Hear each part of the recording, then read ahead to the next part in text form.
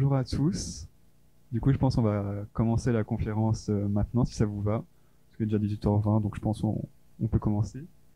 Donc déjà, on est très content de voir qu'il y a du monde ce soir pour la première conférence du cycle mensuel de l'ANSAV. C'est très chouette, on est vraiment content, donc merci beaucoup. Et donc pour introduire rapidement cette conférence et ce nouveau cycle qui commence, en fait, le premier semestre sera consacré aux conférences de la White Week, en lien avec Antoine, qui aura pour thème justement l'existant. Donc il y aura cette première conférence de Nomos et deux autres conférences au mois de décembre et au mois de janvier. Donc n'hésitez pas à suivre ce cycle de conférences. Justement sur le thème de l'existant, qui est un sujet qui inclut aujourd'hui des situations latentes, des idées et des usages oubliés, prêts à être réévalués et documentés pour en révéler la richesse et le potentiel. Donc afin de mieux saisir justement cette richesse, on accueille Nomos pour cette première conférence. Donc on a la chance d'accueillir Ophélie Herrance Espagnol qui co-dirige l'agence à Madrid et Lucas Componovo qui co-dirige celle à Genève. Donc Nomos est une agence d'architecture basée principalement à Madrid et à Genève qui aborde le projet architectural à différentes échelles. Leur pratique s'appuie principalement sur le dessin pour façonner de nouvelles manières de faire communauté au sein de divers espaces pour l'objectif de créer une beauté durable. Donc on vous remercie sincèrement d'avoir accepté l'invitation et on remercie aussi Marcos et Antoine pour ce nouveau cycle et on remercie aussi la présence de Paolo Scarmozza qui justement travaille sur l'existant depuis un bon moment à l'ANSAV, donc on vous remercie d'être là. Merci et bonne conférence.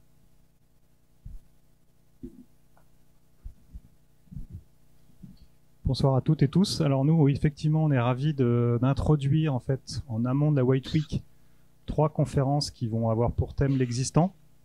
L'idée, c'est à la fois de se sensibiliser tous à différentes pratiques. Le thème de l'existant, c'est des choses que l'on pratique aussi au sein de nos agences respectives. Et c'est suffisamment large pour embrasser un peu ce que chacun veut y mettre. Et donc, accepter la diversité, à la fois de ce dont on va hériter comme situation, je pense que c'est ce qu'on va voir ce soir, et en même temps des réponses qu'on peut y apporter.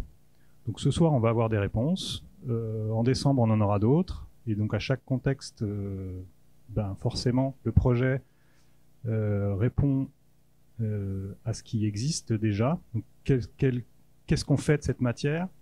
Comment on l'interprète? Comment on la reprogramme?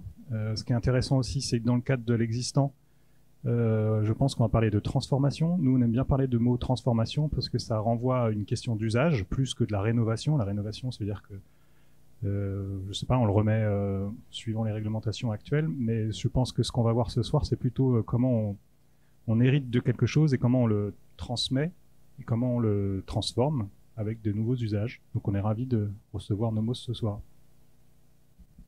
Et juste ajouter, très content aussi qu'on commence à développer cette sensibilité au sein de l'école. Je pense que Paola, ça fait longtemps tu travailles là-dessus. De voir qu'il y a des cycles de conférences qui s'installent, qu'il y a la Wide Week, qui en effet, je pense qu'on sera très content de vous êtes ici, ça veut dire que ça vous intéresse, donc on sera ravis de partager. L'idée, c'est un événement ouvert qu'on essaye de partager avec tout le monde, comme Antoine a précisé. C'est dans notre pratique professionnelle, mais c'est aussi dans notre enseignement. Ça fait plus de 10 ans qu'on enseigne ensemble, et en regardant en arrière, on s'est rendu compte qu'il y avait toujours ces thèmes de l'existence de différentes formes. Donc pareil, il faut les voir comme quelque chose qui a à modeler, qui a à écrire, à décrire, à dessiner, à sélectionner selon vos propres sensibilités.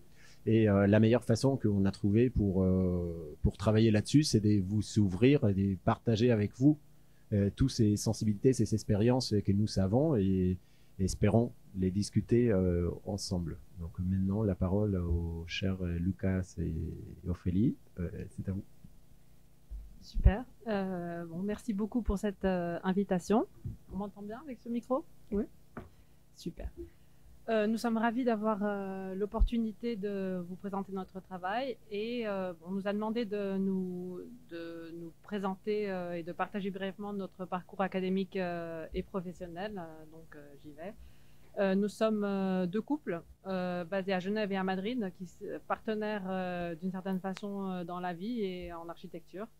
Et, pardon, donc je commence bien, mon écran qui s'éteint. L'architecture est en quelque sorte cette passion commune qui a façonné nos vies, où nos expériences personnelles et professionnelles s'enrichissent mutuellement. Donc Lucas, qui m'accompagne, et Catherine ont étudié à l'Accademia de Mendrisio en Suisse, avec une année à Paris. Pardon.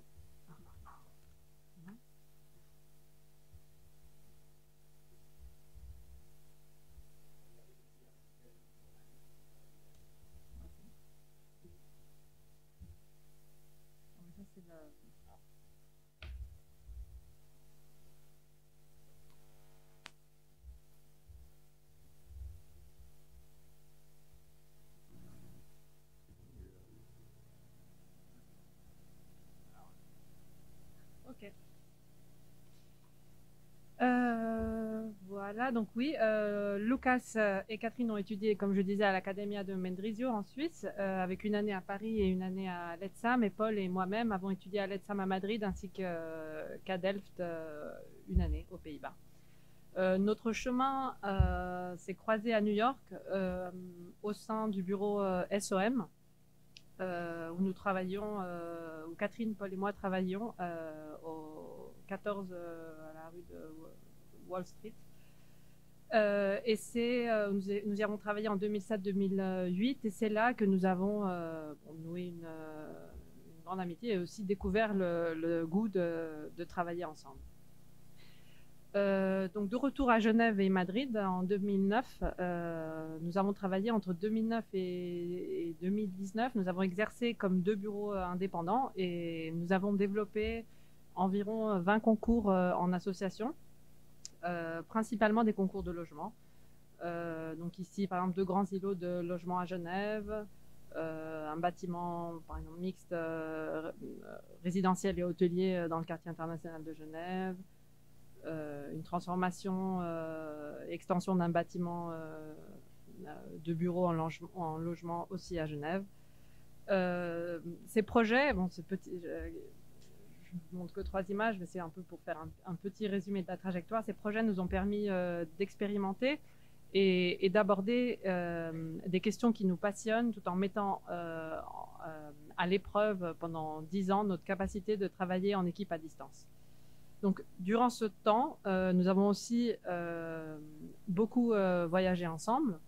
Et en 2019, après 10 ans de collaboration et de voyage en commun, nous avons décidé d'unir définitivement nos forces en co-dirigeant ensemble le bureau Nomos.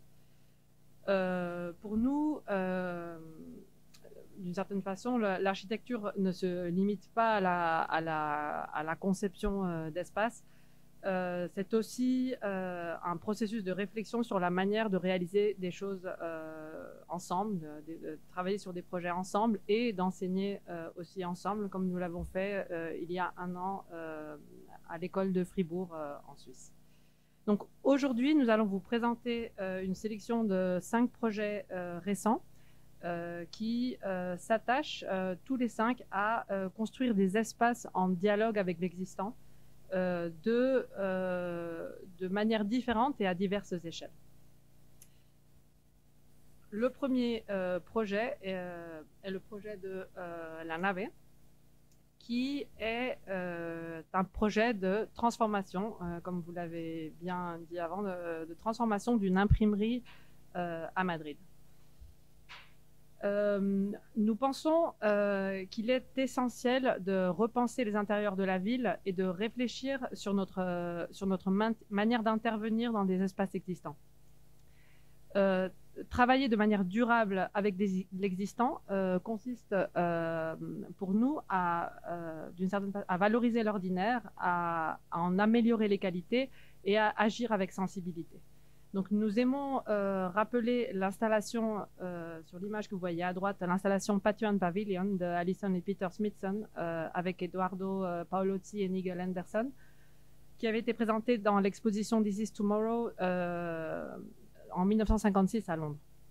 Donc l'objectif de cette installation était de créer un habitat symbolique en plaçant une cabane dans une cour clôturée. Cela faisait partie d'une réflexion sur l'habitat et sur le territoire et marquait le début de ce que les Smithson ont appelé l'art de vivre, qui est en soi aussi l'art d'occuper un espace trouvé. Donc la nave constitue d'une certaine façon pour nous le modèle à partir duquel nous avons développé une grande partie du travail de notre bureau. C'est un projet de petite échelle et qui nous a permis aussi de conceptualiser et de construire d'une manière relativement rapide et intuitive, nous permettant de tester des solutions pendant le cours de la construction. Ici, comme sur l'image de droite, même avant la mise en place définitive des briques, non jouer avec les briques sur le chantier marque le début de l'occupation de l'espace. Donc la nave est ce projet de transformation du troisième étage de ce bâtiment industriel en une séquence d'espace dédiée au travail et à la vie familiale. Il y a une petite anecdote, le mot nave en espagnol signifie entrepôt, mais il signifie aussi une navette spatiale.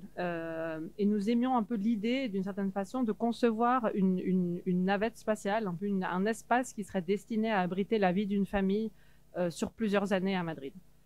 À droite, l'image de la maison des Ims, qui est une maison si habitée, si utilisée, si aimée par ses concepteurs et par ses habitants, a sans doute été un modèle influent pour nous. Donc cette imprimerie, l'espace, avait une surface de 227 mètres carrés, 34 mètres linéaires de façade.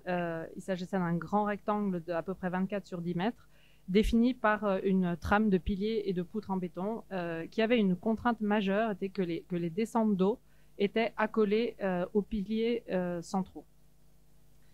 Donc sur cette image, sur le premier plan, vous pouvez voir la maquette du projet et vous pouvez y observer donc les proportions de l'espace, la longueur des façades, mais aussi la profondeur excessive, donc 10 mètres, pour une typologie résidentielle classique. Donc, la stratégie typologique ne part donc pas de zéro. Elle part d'un dialogue avec l'existant, et voici le dessin de ce qui existait. Et la proposition de transformation qui consiste à orienter les espaces à 45 degrés par rapport à la structure existante et à explorer le potentiel de la diagonale. Donc je vais maintenant vous guider à travers le plan. Alors, tout d'abord, pour garantir que la lumière naturelle atteigne le fond du logement, nous avons tourné à 45 degrés les zones humides afin qu'elles puissent toucher les descentes d'eau placées au milieu du plan tout en s'éloignant de la façade.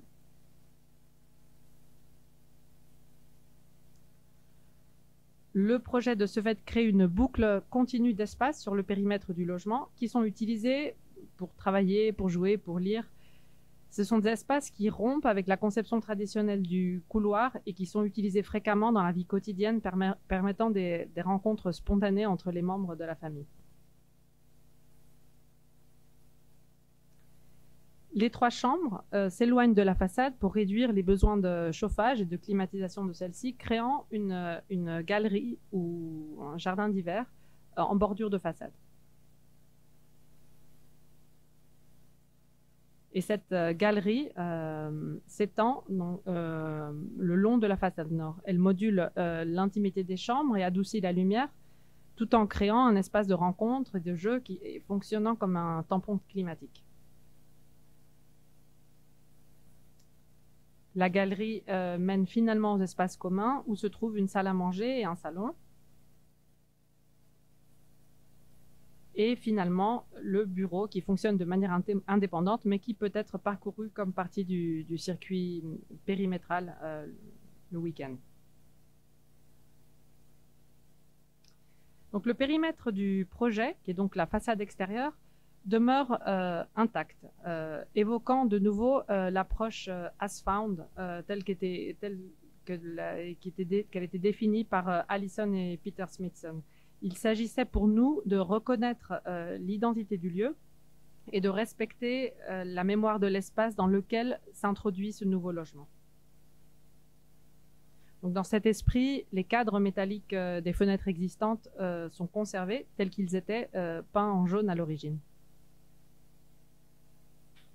Donc, la rotation permet de faire entrer la lumière au fond du logement, offrant une sensation d'amplitude grâce à des perspectives en diagonale et libérant l'ossature en béton qui devient aussi de cette façon un élément architectural majeur définissant l'espace. La rotation nous permet aussi de fragmenter l'espace et de briser en quelque sorte la trame structurelle en divisant le grand espace original en espaces plus petits, plus articulés, qui sont mieux adaptés à la vie de famille. Et finalement, ces diagonales nous permettent de découvrir des usages non prédéfinis, dans des espaces au caractère intermédiaire et fonctions ambiguës, qui peuvent être investis par des utilisations plus inattendues. Je vais faire un petit passage sur la construction. Donc, il s'est avéré très pratique au cours de la construction de construire des murs qui se détachent de la géométrie de l'espace existant, sans s'y référer. De telle façon, on évitait d'entrer en conflit avec la géométrie irrégulière de l'espace. Pour réduire le budget à un minimum, nous avons identifié tous les éléments dispensables. Donc, d'un point de vue matériel, l'une des premières décisions fut d'éviter l'utilisation des revêtements. Nous avons opté pour une brique émaillée, généralement utilisée pour les façades, pour ériger des cloisons en diagonale en combinant deux couleurs, bleu et blanc cobalt, pour délimiter le périmètre des salles de bain et de la cuisine. Et ici, sur cette image, vous pouvez voir la face habituellement cachée de ces briques qui, dans ce projet, est exposée dans les espaces entourant les pièces humides, donc les salles de bain et la cuisine. Toutes sortes de jeux sont faits avec les briques. Les socles des cloisons sont réalisés avec des briques placées verticalement. Les étagères sont construites en tournant des briques à 90 degrés. Des frises en partie haute sont construites en tournant les briques à 180 degrés. Donc, comme vous pouvez le voir, nous avons réduit la palette de matériaux au minimum et fait des exercices d'itération autour de la brique.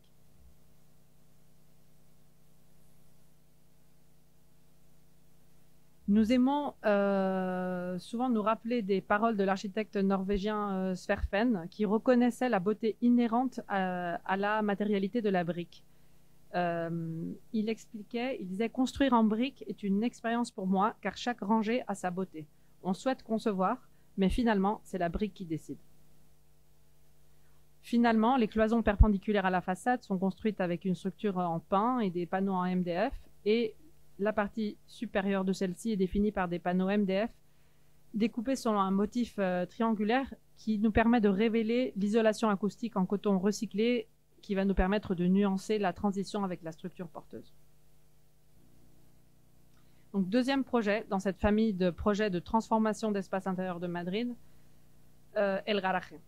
Donc, le projet d'El Garaje ici, nous avons occupé d'une certaine façon un atelier de réparation de voitures, concrètement de pare-brise, pour le transformer en maison familiale.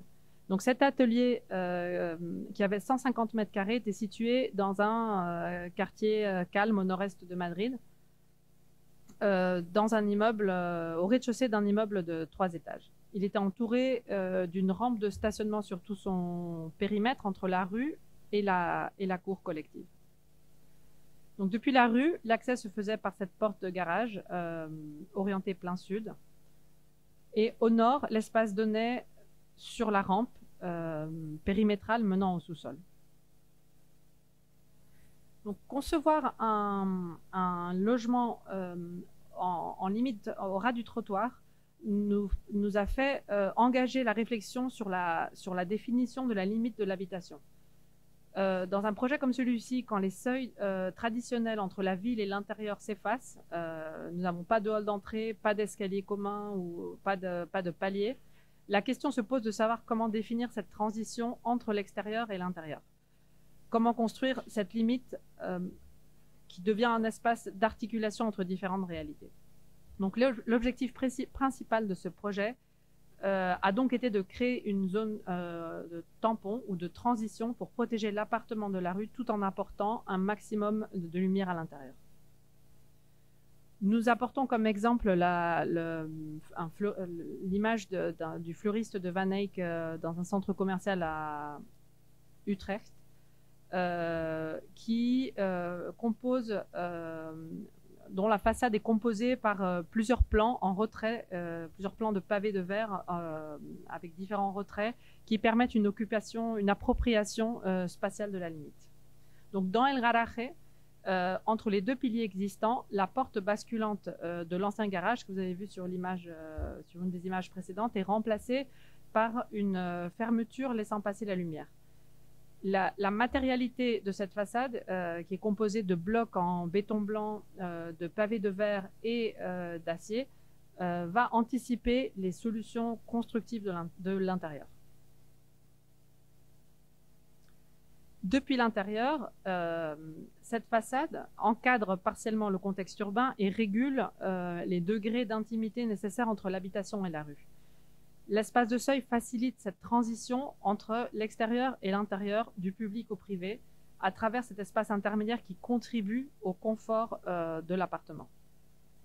Nous apportons de nouveau une référence en Hollande, à Delft, de l'école Montessori de Herzberger, qui valorise particulièrement les accès aux salles de classe, créant des espaces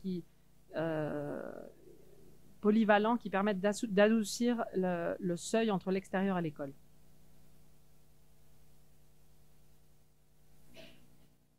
Donc El Garaje est une expérimentation sur les possibilités d'organisation d'une typologie qui n'a pas de référence, sans référence au modèle moderne de plan ouvert, ni au modèle traditionnel de couloirs et de chambres. C'est une collection de pièces connectées qui ont des proportions similaires où le programme ne domine pas la conception des espaces. Cette séquence d'espaces génériques ou d'espaces neutres permet des façons d'habiter diverses et spécifiques en même temps. Il s'agit un peu d'un habitat, l'objectif est d'offrir un habitat qui peut évoluer avec ses habitants. Donc l'appartement s'articule autour de 3 espaces centraux qui accueillent la cuisine, la salle à manger et la salle de jeu qui forment le cœur de la maison. Et dans les multiples parcours à travers la maison, entre le côté public et le privé, il est toujours nécessaire de traverser ces espaces, la cuisine, la salle à manger ou la salle de jeu.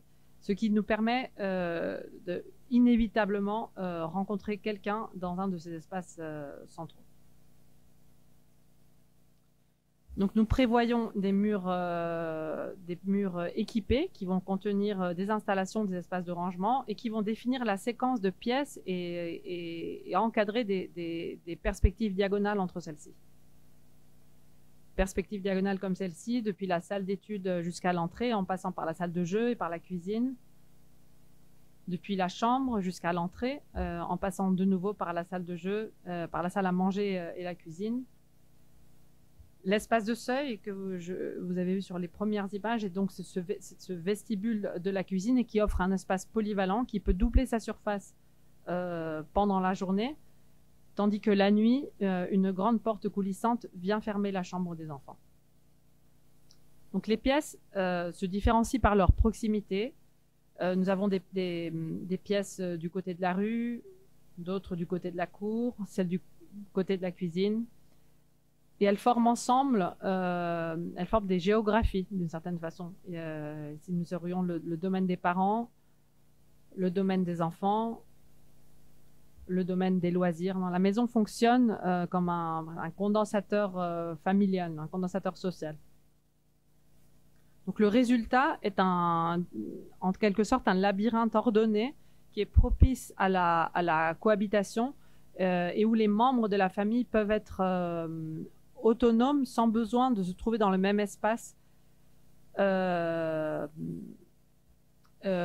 de faire la même activité pour ressentir la présence des autres. Tout comme la nave, El Garaje est aussi le fruit d'un processus créatif qui est centré sur l'usage de matériaux simples.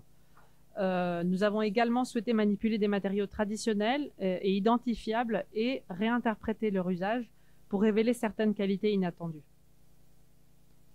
Alors que dans la nave, et pour la nave, nous avons utilisé des briques émaillées, ici nous travaillons avec des blocs de béton combinés à des carreaux de céramique dans les angles afin d'éviter toujours de couper des blocs.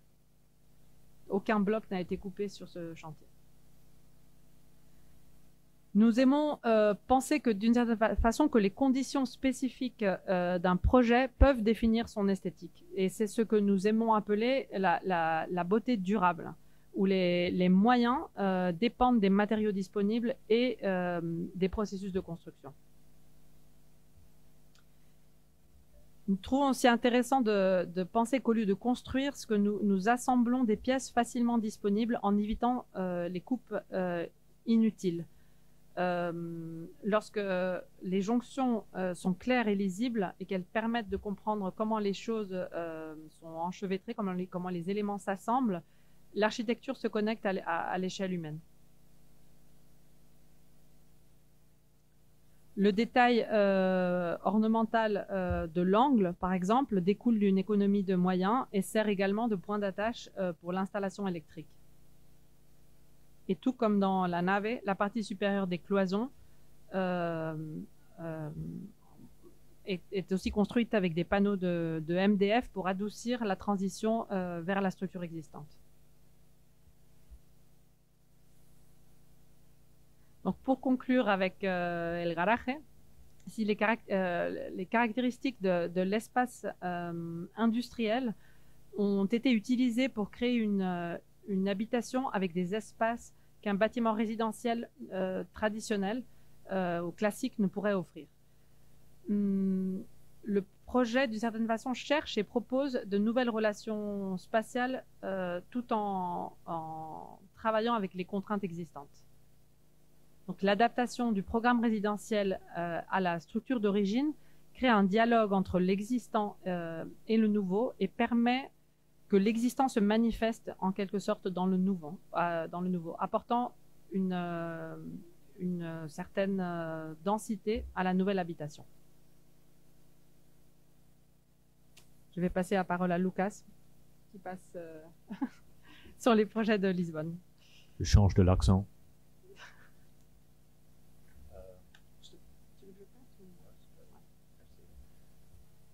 Alors le projet Valpereiro, le projet transforme un immeuble de bureaux construit dans les années 70 en logement.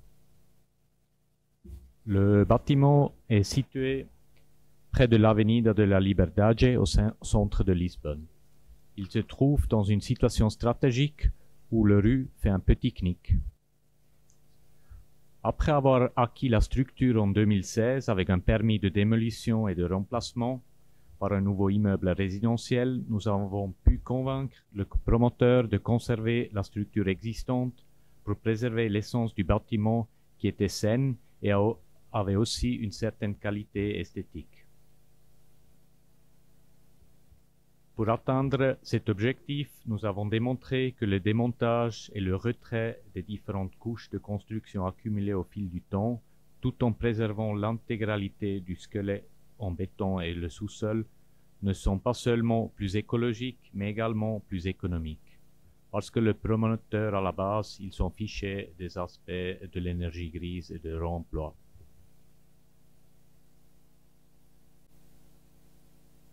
Ainsi, le squelette structurel devient le point de départ qui définit la richesse spatiale et la diversité typologique présente dans le projet.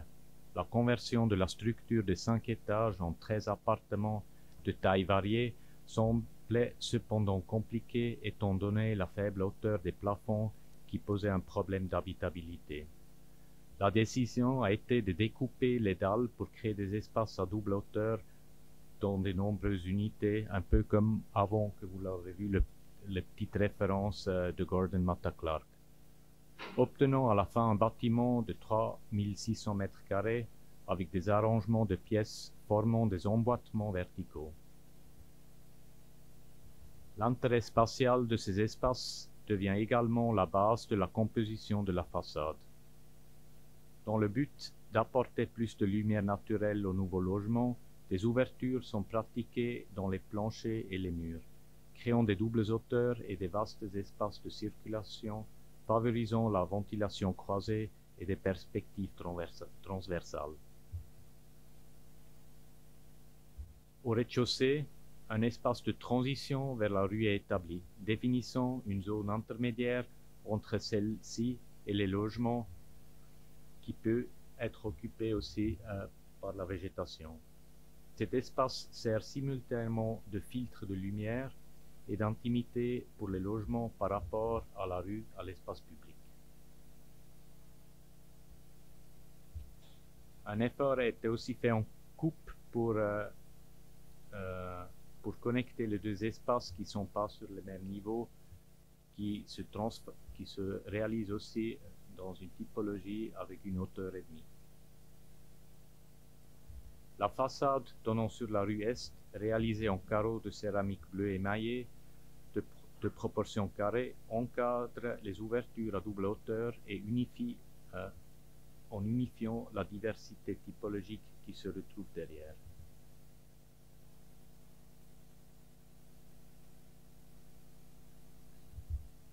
Sur la façade Est, les logements s'ouvrent sur la cour de la parcelle grâce à des vastes balcons filants rattachés à la structure existante.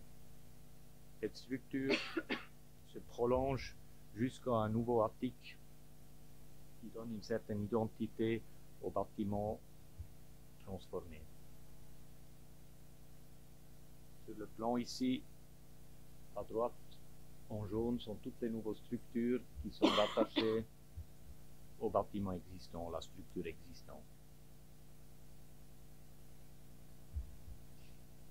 Le prochain projet, c'est la tour Vieux-Seux, qui est un projet conçu par les frères Honegger, qui sont un peu des promoteurs, architectes, constructeurs genevois, et commandé par la Société coopérative d'habitation de Genève, la plus ancienne coopérative à Genève. La tour de Vieux-Seux fut érigée en 1974 au cœur de la dite cité Vieux-Seux, un exemple d'un quartier ouvrier en périphérie de la ville de Genève. Servant depuis plus de 45 ans les sociétaires, la tour propose des typologies très efficaces et bien conçues. Les 150 appartements sont tous dotés des généreux balcons. En 2018, l'état général de la tour et surtout sa consommation en énergie démesurée demande une rénovation. Le bilan énergétique est mauvais, la carbonisation des bétons préfabriqués des contre-cœurs des balcons met les habitants du quartier à risque. Après une analyse des besoins, des solutions sont élaborées en concertation avec les habitants pour répondre au plus proche des usages des sociétaires en sachant que le chantier devrait se dérouler en site occupé et qu'un soin particulier devrait donc être apporté afin de réduire les nuisances pour les habitants. L'ensemble de l'enveloppe, soit la façade, doit être réisolé. Les vitrages sont remplacés en gardant une partie du cadre existant afin de préserver les raccords et de rationaliser l'intervention. Les balcons sont rallongés et transformés en jardin d'hiver. Ceci permet d'une part d'amortir le pont de froid qui se crée dans la dalle ou qui est existant dans la dalle, mais aussi de gagner en générosité et d'habitabilité grâce à cette nouvelle pièce à vivre, désormais raccordée directement à la cuisine par une nouvelle porte vitrée. Les contre-cœurs existants en béton sont sciés sur place et un dispositif de serrurerie consistant en pans de verre pivotants est mis en place. Les modules de verre pouvant s'ouvrir à 2/3 permettent d'être utilisés au gré des saisons, du temps et des souhaits de l'habitant. Ayant fait l'objet d'un prototype à l'échelle réelle, Les vitrages du nouveau jardin d'hiver peuvent être intégralement nettoyables par les habitants eux-mêmes. Le dispositif intègre certains détails tels que des crochets permettant d'accrocher des filets pour les propriétaires des chats, soucieux de les protéger d'une éventuellement chute au suicide. Le prototype a permis également aux sociétaires de se familiariser avec les différentes manipulations de nettoyage et l'aménagement qui a permis finalement d'obtenir des excellents résultats au niveau énergétique aussi.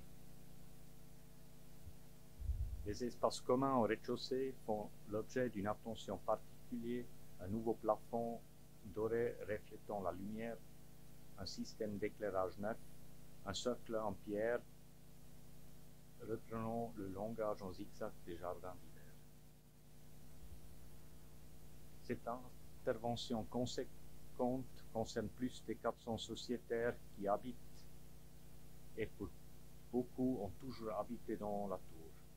Elle a impliqué 3 phases de chantier avec chacun 9 mois d'échafaudage, 3 jours de travaux par appartement, 3 heures pour changer les vitrages et enfin 20 minutes pour scier chaque contre-cœur.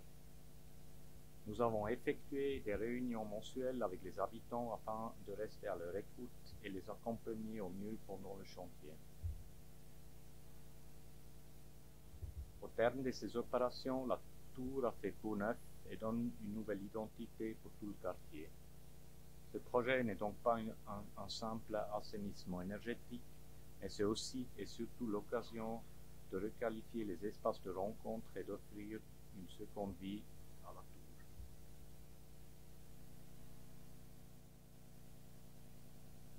Gaïa.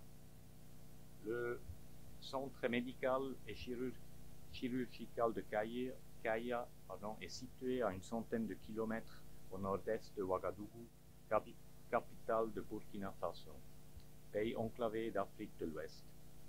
Gaïa est la 5e plus grande ville du Burkina Faso. Le centre médical se trouve dans une zone subsahélienne avec un climat tropical comprenant 2 saisons. Une saison sèche de 8 mois, de octobre à mai, chaude et partiellement nuageuse, et une saison des pluies de 4 mois, de juin à septembre. Au cours de l'année, les températures varient entre 17 et 40 degrés. En 2016, nous avons été sollicités pour concevoir l'extension du campus médical de Gaïa, comprenant 2 blocs de lits et un bâtiment polyvalent. Le projet a mobilisé une équipe multidisciplinaire dans un processus collectif de recherche et d'échange de connaissances. La prise de conscience des ressources limitées et le désir de promouvoir l'artisanat local ont servi de point de départ pour l'extension du complexe. Notre approche consistait à tester, adapter et développer une architecture évolutive tout en favorisant l'intégration sociale. L'ensemble de la structure est construit en terre, en adobé, d'une part, et d'autre part avec la pierre latérique, la latérite, une roche sédimentaire extraite à la main avec un pic dans une carrière à quelques mètres du chantier. En utilisant une technique sans coffrage inspirée de l'architecte égyptien Hassan Fati et du principe de la voûte nubienne. Pour ce processus de construction de voûte, seuls des outils basiques ont été utilisés. Une houe pour malaxer la terre, les mains des ouvriers pour façonner les briques et un fil de fer tendu en guise de compas pour guider le placement des briques. Ceci qui définissait aussi le diamètre des arcs.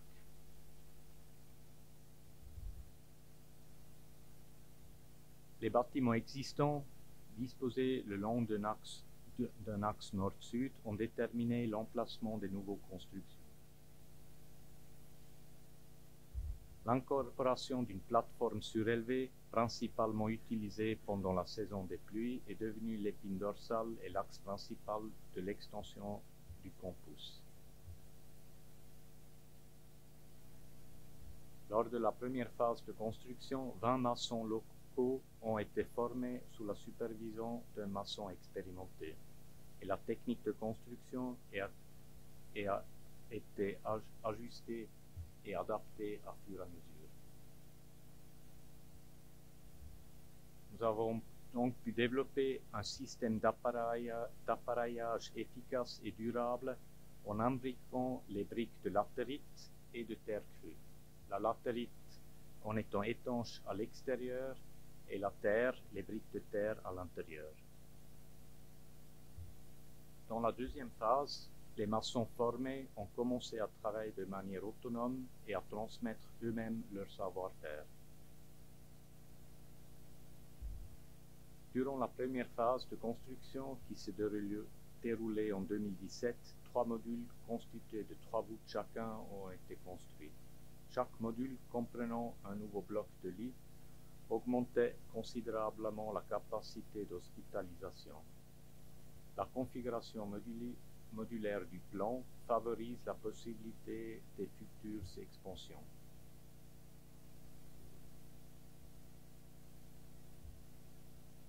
Les espaces ombragés attenant aux chambres facilitent l'arrivée des patients et offrent un lieu de rencontre. Les espaces informels conçus, la passerelle surélevée, les passages devant les chambres ont pris une importance majeure dans ce complexe hospitalier, car les familles des patients sont largement présentes sur le site et bénéficient de la qualité de ces espaces de seuil.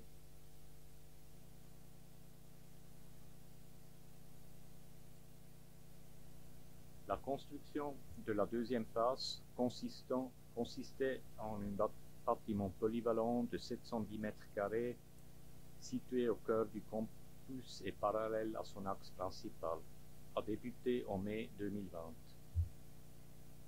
Basé sur le même module de 3,90 mètres au 90, 10 voûtes alignées sont traversées en diagonale par une série de patios couverts avec des arbres.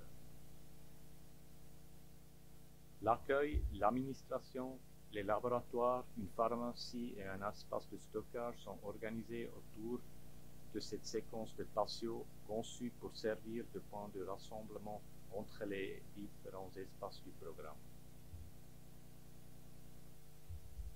Tout en favorisant également la circulation de l'air.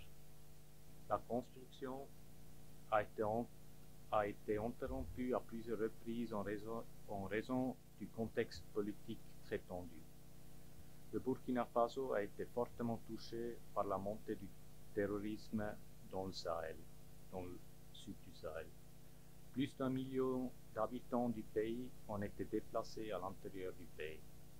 Et le projet a dû s'adapter à un changement programmatique d'un centre hospitalier spécialisé à un hôpital d'accueil d'urgence et de soins généraux.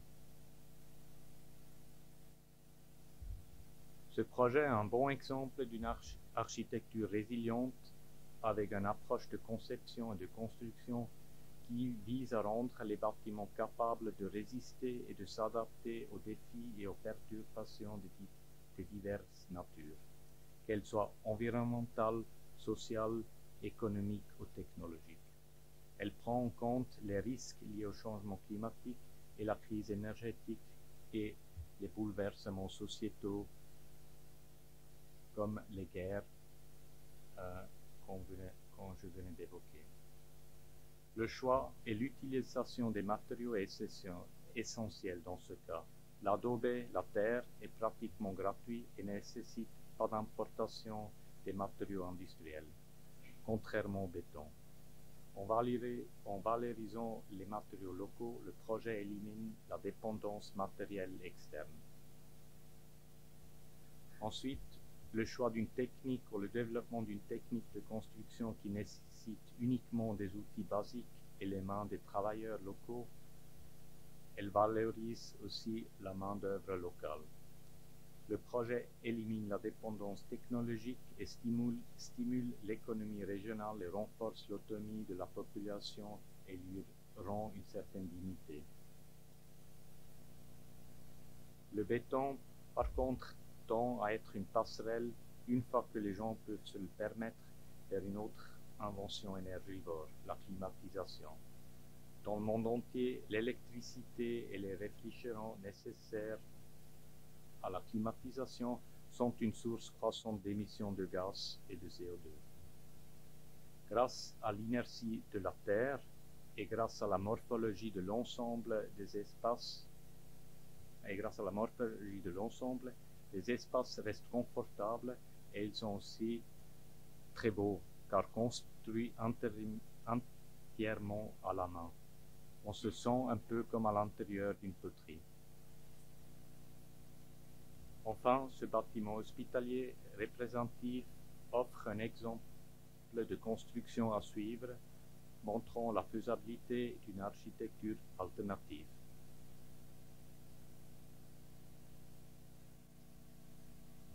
Pour conclure, nous aimerons souligner l'approche qui relie ces projets, le dialogue entre les espaces existants et les usages que nous cherchons à y intégrer.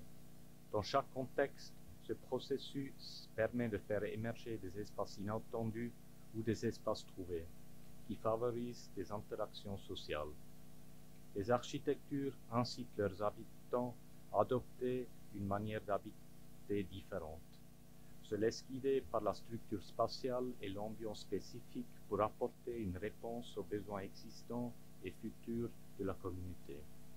Ces projets, bien qu'ils diffèrent par leur usage et leur contexte, sont unis par une même démarche. Ils cherchent à relever des potentiels latents tout en se connectant à une culture du savoir-faire, à la durabilité et aux interactions humaines. Ils ouvrent la voie à de nouvelles manières de vivre ensemble, renforçant ainsi notre engagement envers une beauté durable en construisant à partir de l'existant. Merci.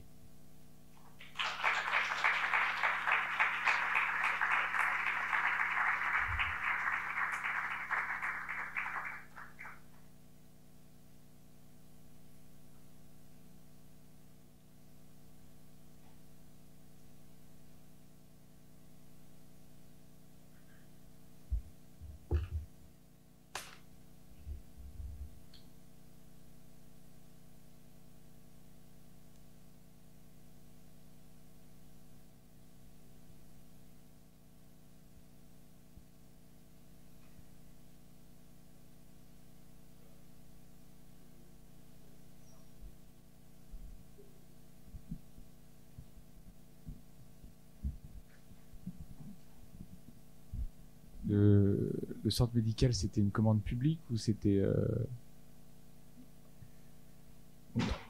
Pas complètement public, institutionnel, mais il y a beaucoup d'acteurs, il y a des ONG, il y a pas mal de ONG, des privés, ouais, c'est assez complexe. Mais l'hôpital en soi, le centre est tenu par une organisation privée. Ok, parce que dans les autres projets présentés précédemment, là, vous avez parlé de la dimension du budget, du projet, alors que dans Kaya, vous n'en avez pas parlé. Est-ce que c'est parce que l'idée, c'était aussi de faire sur place, avec ce qu'il y a, et les gens qui y sont, pour réduire le budget, ou c'était vraiment une démarche locale, sans aborder la question budgétaire Non, la question budgétaire, elle est au cœur de tous les projets et surtout au cœur de ce projet de Kaya parce qu'il n'y avait pas d'argent, oui, oui. Très peu d'argent à disposition.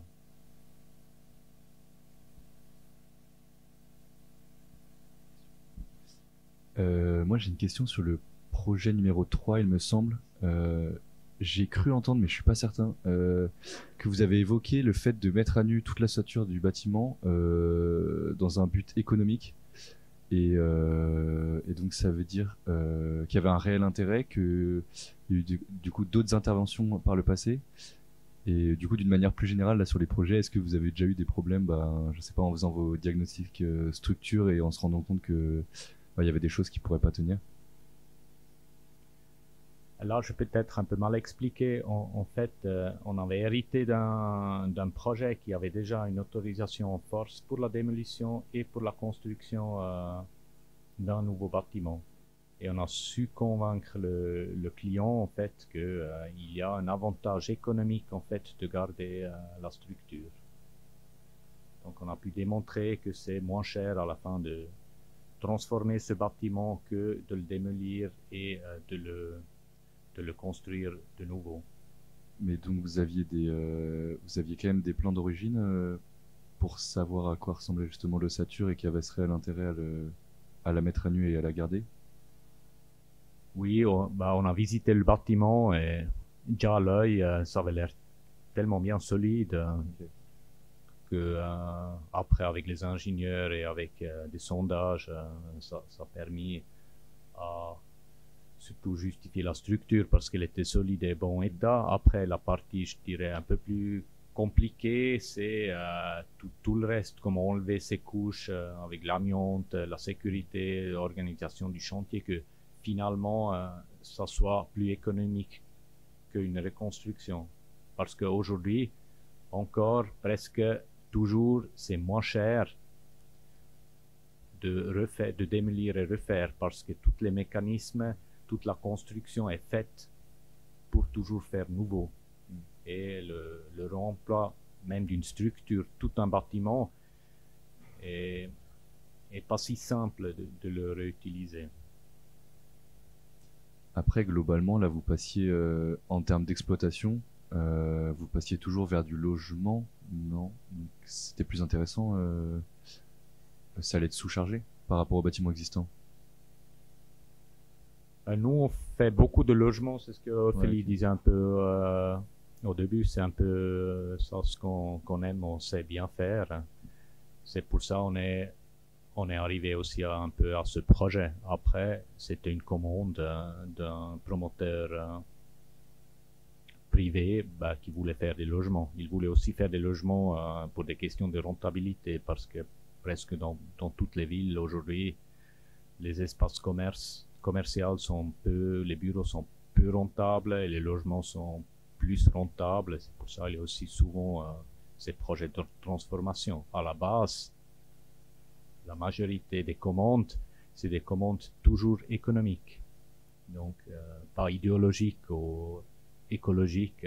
J'aimerais bien faire du bien à une ville, j'aimerais bien pas dépenser trop d'énergie grise, etc. Ça, c'est rarement un moteur, je dirais, pour un projet basique. À toutes les échelles d'ailleurs, hein, parce que même les premiers projets à plus petite échelle, c'est aussi, par exemple, le garaje, c'est le résultat, c'est une famille qui cherche à acheter un logement à Madrid pendant 1 an et demi, n'est pas capable d'en assumer le coût et qui finalement s'intéresse à des espaces au rez-de-chaussée qui puissent être éventuellement investis pour être transformés. Et au final, ils arrivent à faire un logement qui leur coûte moitié prix que... Donc je pense que oui, le moteur économique il est clairement là dans tous les projets. Ce qui est assez beau comme le garaje ou n'importe quel projet, c'est des structures, des bâtiments qui sont conçus pour quelque chose, des voitures ou des bureaux, et ils sont très très bien adaptés pour continuer à exister avec un autre programme ou avec une autre utilisation.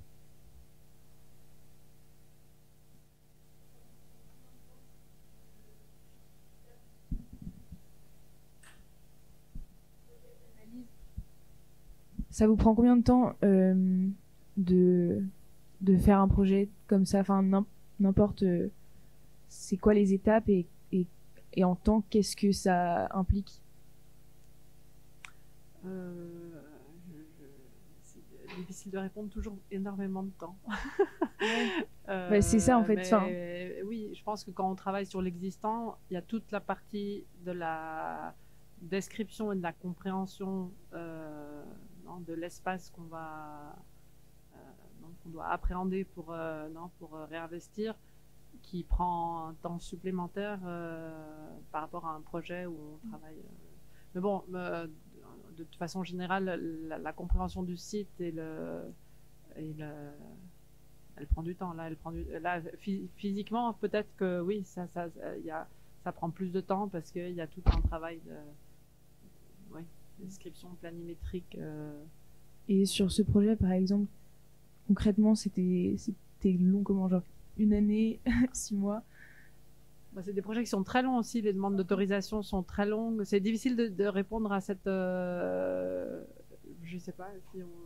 Alors, c'est allé assez vite parce qu'il y avait déjà une demande d'autorisation en cours, donc qui était en force.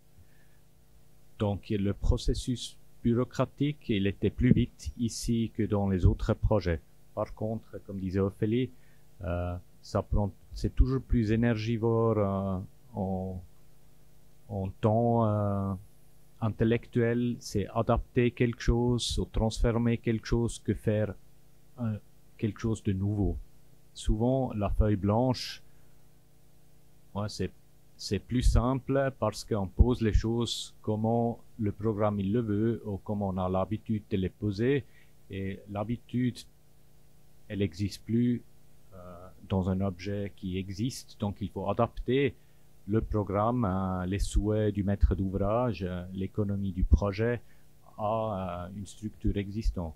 C'est pour ça ça prend beaucoup de temps, et c'est pour ça aussi, c'est une bonne question, c'est pour ça la transformation est aujourd'hui plus difficile parce que ça prend plus de ressources de planification. On discutait avant avec les projets à la fin, qui sont des projets des fois meilleurs, ou souvent meilleurs, à la fin ils ne se font pas parce que c'est trop compliqué à s'imaginer comment on pourrait adapter une certaine structure.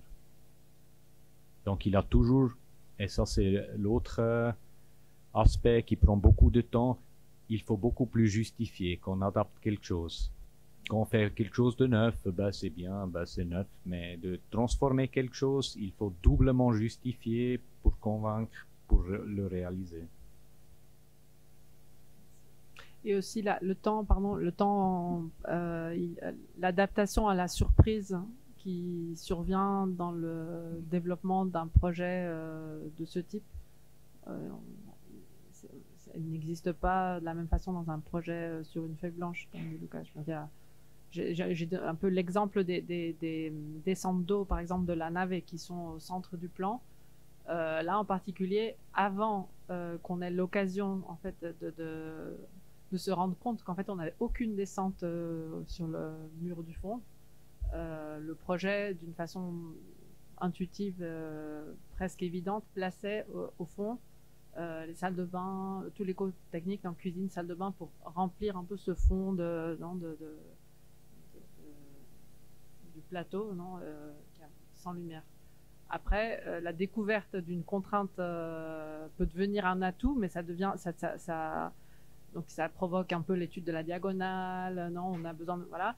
Mais tout ça, c'est du temps passé à trouver une solution par rapport à des imprévus ou des situations de la réalité dont on ne s'attend pas toujours.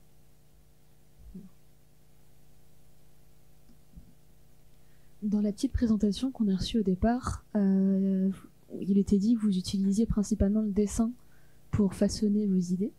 Est-ce que vous pourriez explorer un petit peu cette idée et nous expliquer un peu votre processus de création? Vu qu'on ne sait pas très bien parler, non, pas du tout. on dessine. Oui, ça d'abord, c'est vrai, c'est ce que dit Lucas, on sait mieux dessiner que parler, donc voilà.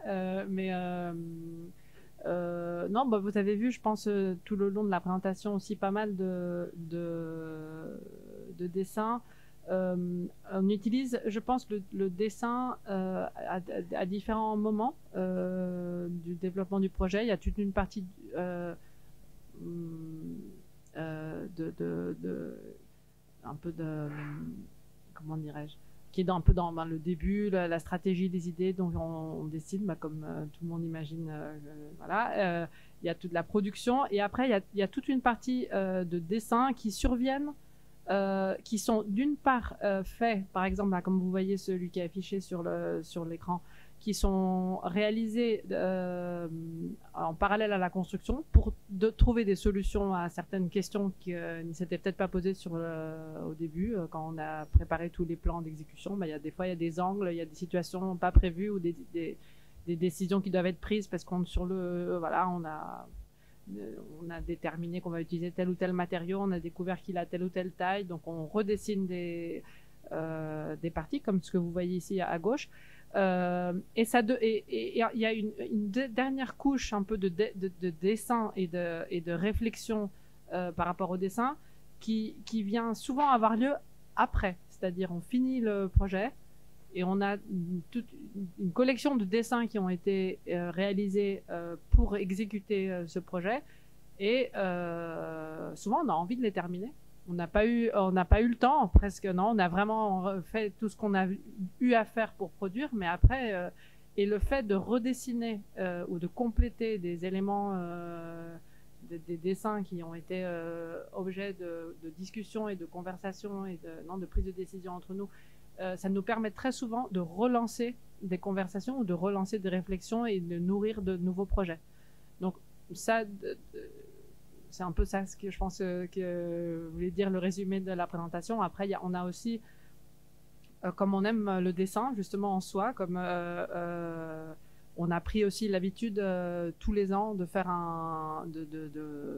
d'envoyer un dessin à tout le monde à la fin de l'année, donc de préparer une carte, voilà. Et donc à chaque fois, il y a aussi cette idée de quel dessin on va reprendre, quel dessin qui a été réalisé au bureau, on va reprendre et compléter pour l'envoyer. Et ça devient de nouveau aussi un outil de communication, un outil de réflexion. Ça nous permet de trouver le temps de nous reposer, à regarder avec un œil un peu différent les éléments qu'on a produits pendant le développement du projet. Au relevé? Oui.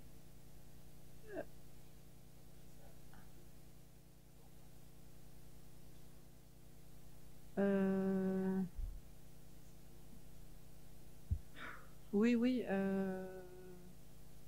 on dessine beaucoup. On dessine beaucoup ce qui existe. Oui, je ne sais pas comment répondre exactement à ta question. Là, par exemple, le dessin il y a aussi des dessins qui sont le résultat aussi de demandes particulières qui se font pour certaines présentations ou pour certaines... Par exemple, le dessin de la navette, on nous avait demandé pour un magazine qui s'appelait Carte Blanche de présenter un dessin de l'avant et l'après d'un de nos projets. Et donc, on avait notre axonométrie générale de la navette définie, mais on n'avait jamais dessiné, texturé le dessin de l'existant. Donc, on s'est mis à dessiner presque l'existant 2 ans après avoir fini le... Mais parce que justement, je pense qu'il y a tout ce travail... je ne sais pas si c'est introspectif ou quoi, mais ça nous permet aussi de réfléchir sur ce qu'on a fait et de retransmettre cette information et de relancer un dialogue avec les autres. Donc je pense que c'est...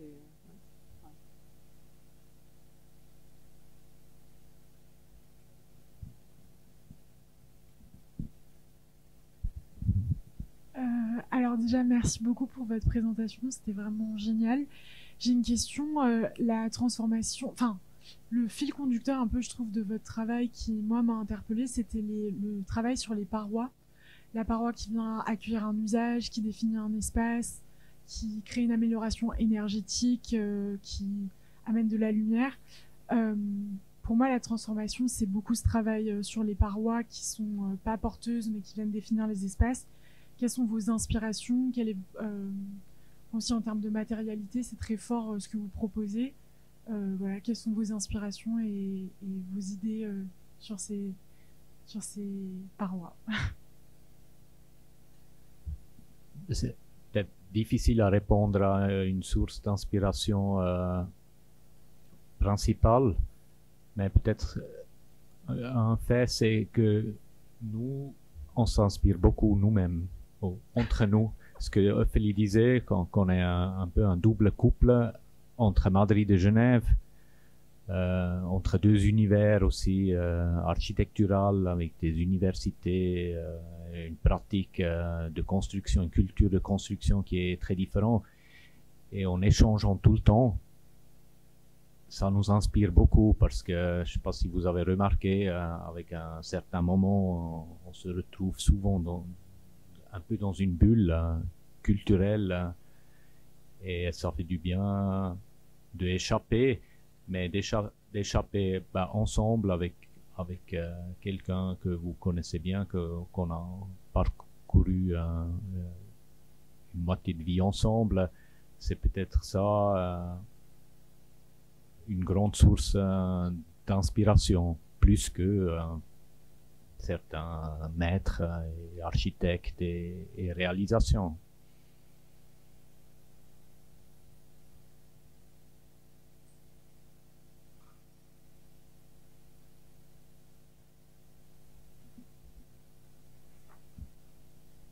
Bonsoir. Merci pour ces 5 projets. J'ai compris que votre agence est née de 2 couples qui se sont associés et qui sont dans 2 villes différentes. Du coup, je me demande pourquoi ou qu'est-ce qui fait que vous vous définissez comme une seule agence et pas comme 2 agences qui collaborent dans leur projet. Pendant le même nom. Mais on travaille vraiment sur les projets ensemble. Après, on travaille ensemble. Ça, je pense, c'est assez clair pour nous. Non, je pense que, bon, je sais pas si, mais c'est la mise au point un peu de tout ça. On a quand même mis 10 ans à se rendre compte qu'en fait, ce qu'on faisait tout le temps, c'était travailler ensemble, même si on était 2 bureaux indépendants. En fait, on a formalisé d'être ensemble il y a 5 ans, mais c'est toute une...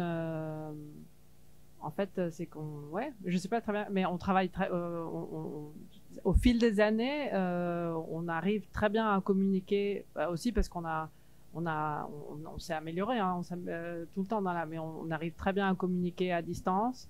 On se voit quand il faut se voir et puis un peu en fonction de la taille des projets et de l'implication, du besoin d'implication de plus ou moins de têtes dans chaque projet, on arrive à répartir les rôles et à être impliqué de part et d'autre. Bien évidemment, les projets les plus petits, ils ont besoin de moins d'énergie, mais ça ne veut pas pour autant dire qu'on ne partage pas le travail et puis qu'on demande de l'aide à droite à gauche et puis on le fait entre tous, quoi. Après les gros projets, on est plus tous dessus. Mais oui, en fait, on fait tout ensemble, donc voilà. Ok, merci. Merci pour cette présentation, c'était très riche et merci pour les questions parce qu'en fait moi je voulais poser un peu les mêmes questions qui ont été posées, donc j'irai prendre un peu ça parce que moi je voulais partir de ce qui existe justement, hein. Et comment est-ce que c'est la première d'un cycle de conférences sur ce qui existe et donc moi ça m'intéresse toujours comment est-ce qu'on connaisse, on arpente, on appréhende l'existence, ce qui existe. Et vous avez déjà un peu répondu, le dessin, les maquettes, comment est-ce que peut-être on représente aussi ce qui existe, s'il y a aussi des autres outils que vous aimez utiliser, je sais pas, je dis la photographie, bon après on est dans des temps parce que là aussi vous êtes préoccupé par les temps de la connaissance, moi on appelle ça des fois la diagnostic sur l'existence, mais c'est plus pour peut-être une question vraiment de connaître l'existence dans la complexité, que c'est d'avoir quelque chose qui déjà existe. Et en même temps, l'existante, c'est quelque chose de matériel, hein, à relever, à redessiner, et quelque chose d'immatériel aussi. Et vous avez un peu parlé de ça, du fait que vous avez échangé avec les usagers, notamment de la tour des Honegger. Et alors, voilà, est-ce que toute cette partie qui est, disons, immatérielle, comment est-ce qu'il rentre dans le projet aussi, que c'est un côté de la mémoire, des lieux, de l'usage des lieux. Est-ce que tout ça, ça revient aussi dans un projet de transformation, parce que c'est ça aussi intéressant. c'est l'échange, c'est pas une question, mais c'est en faisant d'échanger avec vous sur votre expérience d'architecte qui arrive sur des lieux qui ont une valeur pour différentes questions. Oui, mais je pense que c'est très important, même dans des soi-disant nouveaux projets, on s'accroche toujours aux choses existantes d'une certaine manière, au contexte topographique, climatique, mais aussi culturel, des choses qui sont là. Et après, comme tu dis, il y a différentes manières de représenter, mais je pense important, c'est quand même c'est la curiosité et d'essayer de trouver des choses existantes et d'aimer des choses existantes. Oui. Soit c'est matériel, topographique ou climatique ou plus un peu plus abstrait. Et ouais, c'est pour ça je pense que c'est chez nous beaucoup un peu l'amour pour plein de trucs qu'on essaye de chercher un peu partout. Merci. Non, mais parce que moi, je trouvais que c'était très intéressant, parce qu'on parle souvent de l'existence comme une contrainte, quelque chose qui est en difficulté dans le projet. Mais en même temps, là, il me semble que vous avez utilisé souvent ce mot inattendu, et il me semble que travailler sur l'existence laisse un espace pour explorer à la fois les typologies, on les a vues grâce à votre projet, c'est-à-dire qu'il y a un espace de découverte qui n'est pas seulement une contrainte. Parce que, bon, finalement, on a des contraintes aussi sur le nouveau. Vous avez dit, bon, quand on fait des logements un peu classiques, je veux dire, d'un point de vue des réglementations, le logement nouveau, c'est aussi soumis à des contraintes nombreuses. Donc, moi, ce qui me semble intéressant que ça ressortait, c'est qu'il y avait de l'inattendu, de la possibilité d'exploration aussi d'un point de vue de l'espace et de la typologie. Oui, moi je pense que c'est ce qui est vraiment très, très attirant, en tout cas de travailler sur de l'existant. Oui, comme tu dis, il y a des contraintes, il y en a partout, mais ici, presque la superposition un peu du réel existant, non, et des souhaits ou des intuitions permet de révéler il y a une surprise, non, et qui te met moins à l'aise, je pense, mais qui en même temps, voilà, cette contrainte devient un potentiel et une découverte. Donc je pense qu'aussi que dans la découverte de ces choses qu'on n'aurait peut-être pas fait comme ça si on avait eu une feuille blanche, parce qu'on aurait bien réglé notre trame comme on voulait, ou bon, je dis ça, après il y a des contraintes autre part, mais c'est vrai que cette surprise quand on superpose, non, l'existant au premier souhait, non, elle est super intéressante, quoi. C'est vraiment à la fin ça motive, quoi, d'aller justement de trouver quelque chose d'inattendu ou un espace. Des fois, il s'agit de dimensions, non, ou de proportions, ou de choses qui n'auraient pas dû fonctionner comme ça, ou on n'aurait pas obligatoirement pensé qu'elles fonctionneraient d'une façon, et qu'au final, pourquoi pas. Et ça nous permet aussi de vivre les espaces autrement. Ouais. Ouais, non, en tout cas, oui. Nous, je crois que c'est la richesse de ces projets vient aussi de cette surprise. Et peut-être pour ça, je pense que vous avez la chance de participer à un cycle un peu comme ça, parce que nous, en tout cas, un peu notre génération, nous, on a toujours fait des nouveaux projets. Après, il y avait un atelier une fois chaque 3 semestres, il y avait le patrimoine et rénovation. Et voilà.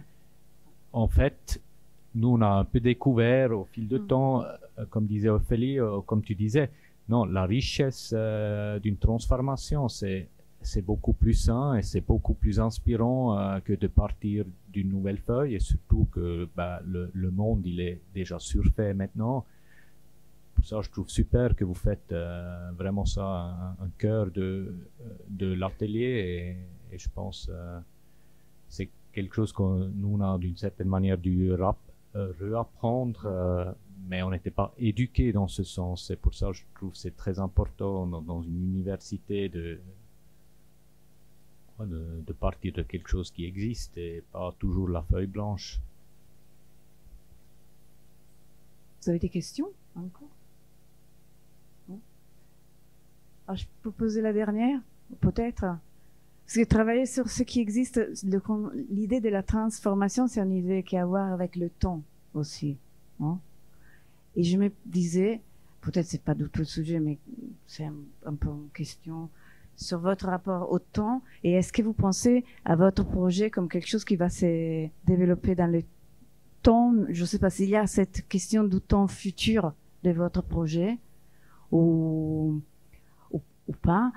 Mais en même temps, les interventions que je vois, ils s'inscrivent dans quelque chose qui reste. Ils arrivent à une nouvelle couche, que c'est une nouvelle page, disons, une nouvelle narration de tout ce qui existe avec votre projet. Et peut-être penser à des transformations futures, des matériaux, un futur, s'il existe cette dimension du temps dans votre réflexion. Peut-être pas forcément dans la programmation, la transformation d'un programme. Je pense pas qu'on y pense très consciemment souvent, mais je pense dans la matérialité et dans la technique de construction que ça peut vieillir et que ça soit robuste et beau. Là, je pense qu'on a une grande notion qui est aussi un peu plus un peu à notre échelle, les transformations plus conséquentes, programmatiques. Je pense qu'on a plutôt un peu un espoir, vu que ça se fait 1, 2, 3 fois, on est assez confiant que ça se transforme quand c'est bien construit avec des matériaux sains, que après ça peut avoir une vie, plusieurs vies ultérieures et se transformer dans des bonnes manières. Tout à fait. Merci. Ouais.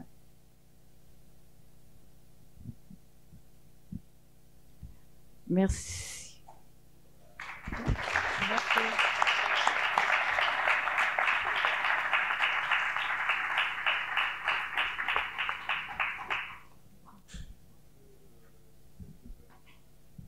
Juste du coup.